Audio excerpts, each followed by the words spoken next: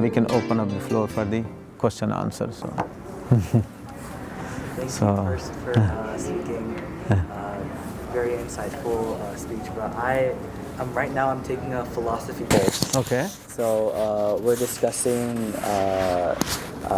more on the medical side, of course, of how to deal with some patients' lives being valued over others. For say, like a case where there's a medical term, a definition for patients who have been like brain dead for more than 6 months, and they're clinically considered they won't be able to return back scientifically from that state. So my question to you was, in Islam, in our laws, how does it tell us to deal with such a case? Are we obligated, or do we need to save resources and shut off care for that patient and let the patient pass, or should we try to sustain their life further past, I guess, the natural point of dying? Yeah. That's my question. Yeah, that's not an easy question, but I don't know. yeah, there might be other laws too, depending on the insurance and also on the advice from the doctors. And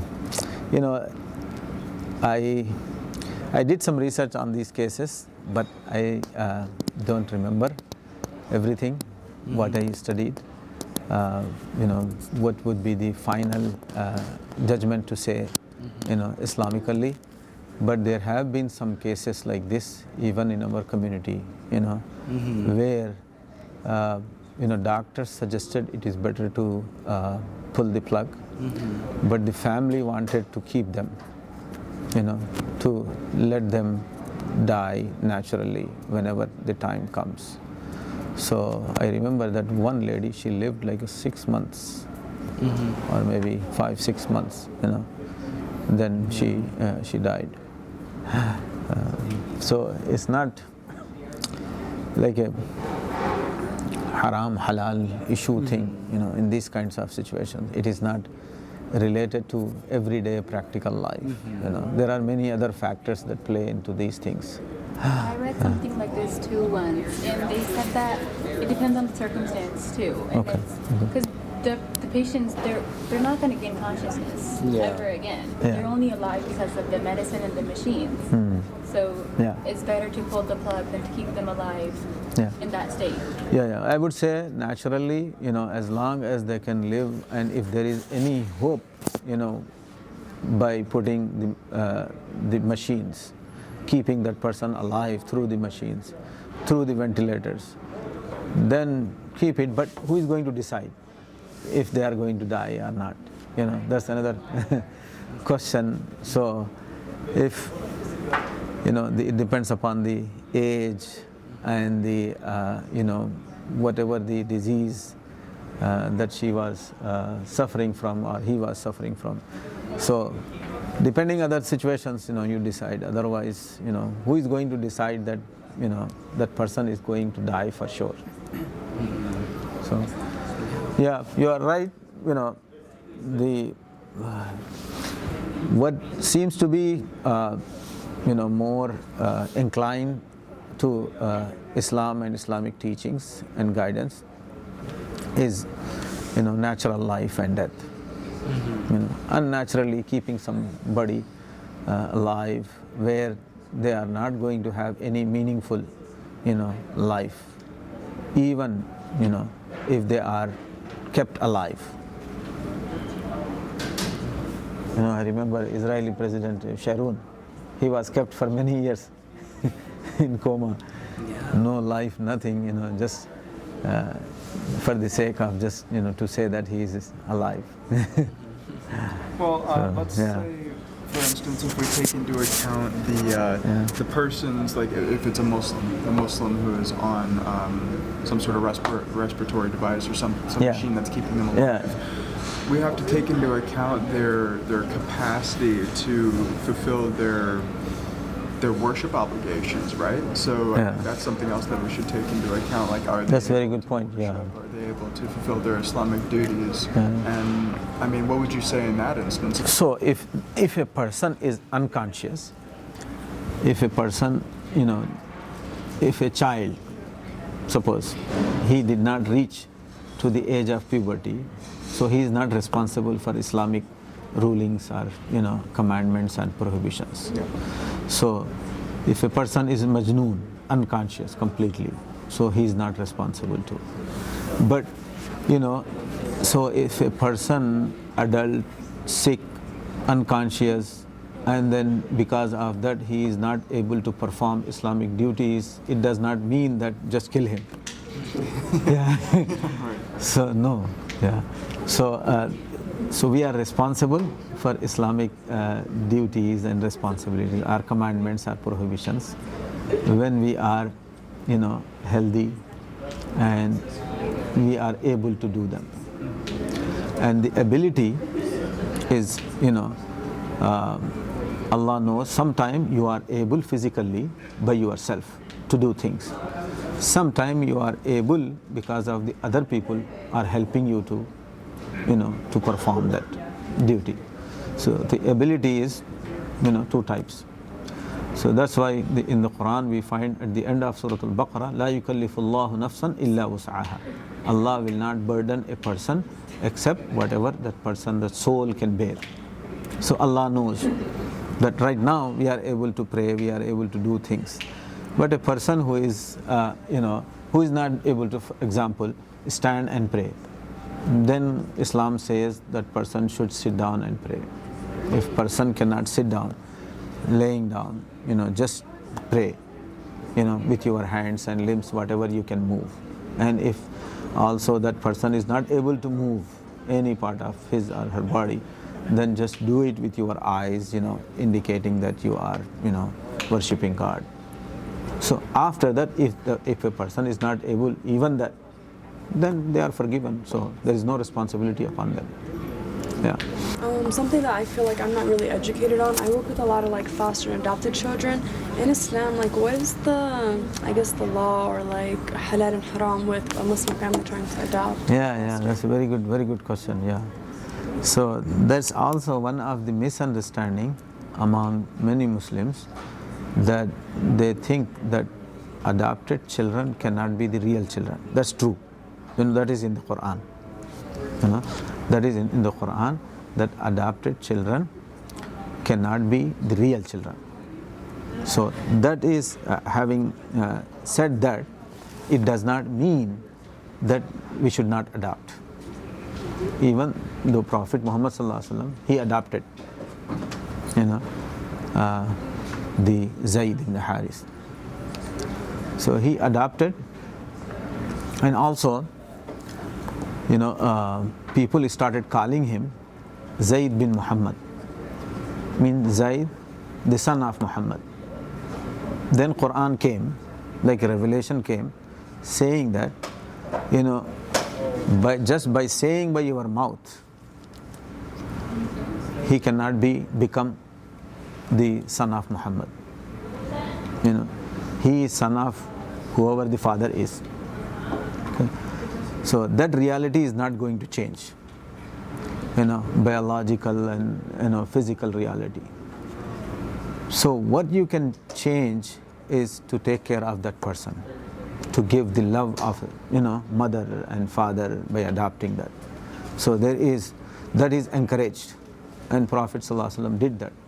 When the parents of Zayd ibn Harisa, they came to know that their son ended up in Mecca with Prophet Muhammad, in Medina with Prophet Muhammad sallallahu alaihi wasallam.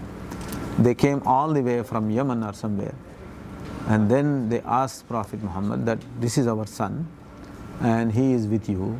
He was given to you, by your wife, and she was given by her uncle or somebody, and then he ended up, at you as your servant, and then you adopted him as son. Then, he said that, go and talk to him. If he is willing to go with you, then I will let him go.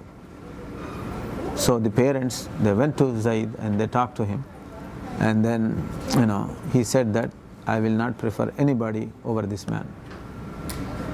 So he did not go with his parents. He stayed there with Prophet Muhammad. So adoption is a very, very good thing. It is encouraged. It is very rewarding.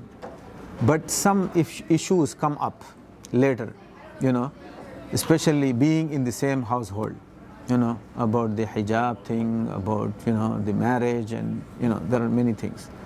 So I can give you the reference that there is a YouTube video, on YouTube from, there is a workshop that they have done with Umar Sulaiman and some other people, who work on the adoption, Muslim adoption. So that video has lots of details, even though you cannot call him with the father's name, but still he can say, that person can say that my mother and my father, but legally, and people should know that. That's not, there is also in adoption, there are two types of adoption too. Open adoption, closed adoption. I don't know if you heard that. Open adoption means they disclose the father and, his lineage. Closed adoption, you don't know, who are the parents. So open adoption is, better for us as Muslims. And also, if you adopt a child in his or her infancy, if that mother can give some milk, breastfeed, so then there won't be a problem. That would become, breastfed brother and sister for the siblings. That's one of the suggestion. And also, later on, with the open adoption, you know who is who, so that they don't end up marrying sisters or their brothers of the real parents. Do you understand? Yeah. So, yeah, but you can get more, details about that on that video. It's maybe 1-2 hours video. Long time ago I watched that. Yeah. Okay, I'm gonna watch the video, but I just want to ask a follow-up question. Yeah. So I know you're saying it gets complicated once the child grows up, especially if it's a son. So how does that work? If there is a daughter to the family that adopted, or the mother, so she wears the hijab. How does that?